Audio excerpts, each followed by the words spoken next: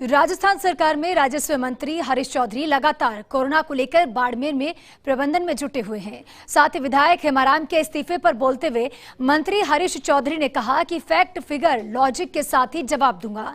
साथ ही उन्होंने ये भी कहा कि कोरोना काल में अभी राजनीति करना ठीक नहीं। पूरा भारत देश ही नहीं, पूरा विश्व कोविड-19 से लड़ रहा है। बाड़मेर भी इस लड़ाई में लगातार कोविड को हराने की प्रयास कर रहा है। राजस्थान की सरकार के प्रतिनिधि के रूप में, यहाँ के जनप्रतिनिधि के रूप में राजस्व मंत्री हरीश चौधरी लगातार बाड़मेर के अंदर हैं।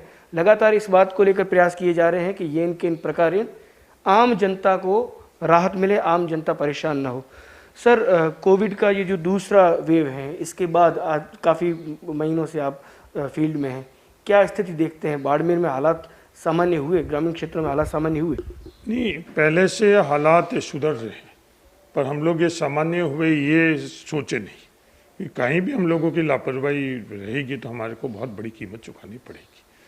पहले की तुलना के अंदर हम लोगों को पहले जद्दोजहद हम लोगों की ऑक्सीजन के संदर्भ में रहा करती थी, बेड के संदर्भ में रहा करती थी, रेमडेसिविर के संदर्भ में रहा करती थी, और पेशेंट जो हम लोगों के पास आते थे उनको भी इंतज़ार करना पड़ता था। उससे स्थितियाँ में सुधार है, पर सामान्य स्थिति नहीं है अभी भी। आज मंत्रिमंडल की थोड़ी देर बाद बैठक भी होने वाली है, क्या कोई विशेष सुझाव इसमें आने वाले हैं, या फिर सरकार लॉकडाउन को बढ़ाने के ऊपर विचार कर सकती है, या बाड़मेर के अंदर कोई ऐसी व्यवस्था है या ऐसा कोई सिस्टम नया डेवलप करने का प्रयास राजस्थान में बाड़मेर हो रहे हैं जिससे आम जनता को ज़्यादा से ज़्यादा फायदा वैक्सीनेशन से लगा के हर चीज़ का मिले? मंत्रिमंडल के अंदर लगातार लंबी चर्चा हो रही है पूरे प्रदेश के वैक्सीन कोविड के संदर्भ में, हर चीज़ के बारे में चर्चा हो रही है। आज भी अशोक गहलोत जी का जो कार्य प्रणाली है उसके अंदर सबकी बात वो सुनते हैं, नीचे जो धरातल के ऊपर जो स्थितियां हैं उसका आकलन करते हैं और फिर ये फैसला करते हैं।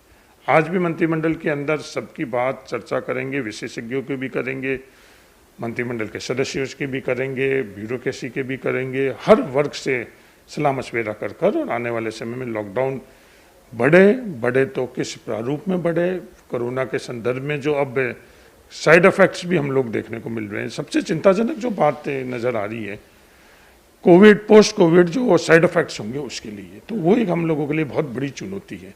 गलत ढंग से स्टेरॉयड का इस्तेमाल करने के कारण काफ़ी गंभीर स्थितियाँ, ब्लैक फंगस तो हम लोगों को प्रत्यक्ष तौर पर अब मरीज दिख रहे हैं, इसके अलावा भी बहुत बड़ी कीमत हमको चुकानी पड़ेगी।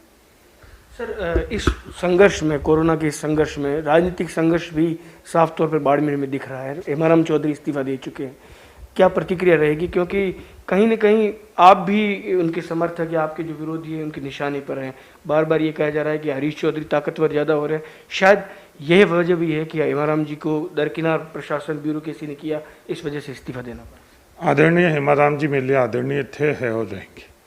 मैंने पहले भी इस बात को लगातार पहले दिन जब से ये कोविड होने की बात शुरू हुई सेकंड वेव के अंदर, मैंने ये बात करी कि मैं सिर्फ और सिर्फ कोविड के संदर्भ में अपन लोग कार्य करें, बात करें कि हमारी पूरी की पूरी प्राथमिकता कोविड ही रहनी चाहिए।